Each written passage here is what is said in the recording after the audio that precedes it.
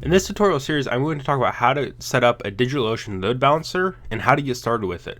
You might recall that a couple years ago I created a tutorial of how to create load balancing via DNS, and it's not really load balancing. That's just basically serving your clients with a server that's closer to them by pinging off of A records for your DNS entries. Well, that's not really a thing, and it's not really load balancing. It's more region control. And it's not even that because it's not always accurate.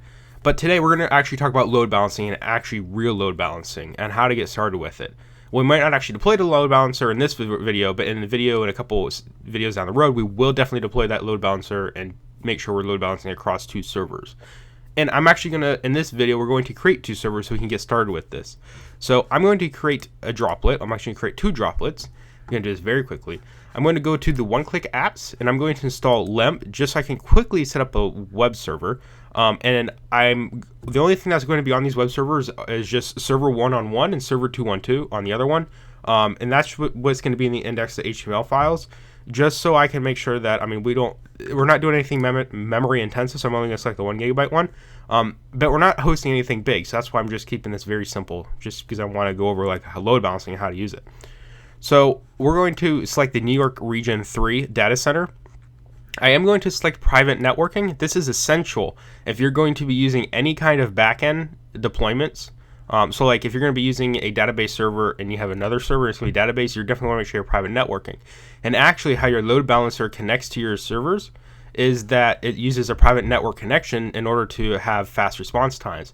Now, in addition to that, you'll want to make sure that all of your servers that you're going to load balance are in the same region, because you cannot do cross regions with DigitalOcean's load balancing. So I'm going to select private networking, IPv6, and monitoring. Again, this is wherever you want to do, but that's what I'm doing.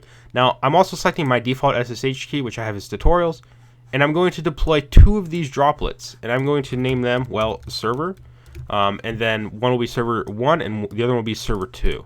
And that's going to be my theme throughout this video. So just to recap, I'm installing a LEMP one-click app. I am using the 1 GB default, not default, but the smallest one available, just because this is for demonstration purposes. If you're hosting a big app, well then you'll probably select something that better fits your needs. And I am using the New York Region 3 data center. I am using private networking, IPv6, and monitoring with a tutorials SSH key.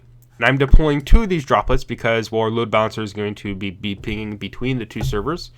That's where our request would be serving from. So I have this server 1 and server 2.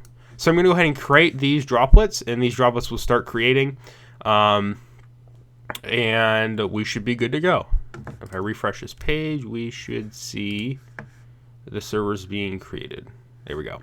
All right, so in the next video, we'll go ahead and get that load balancer deployed.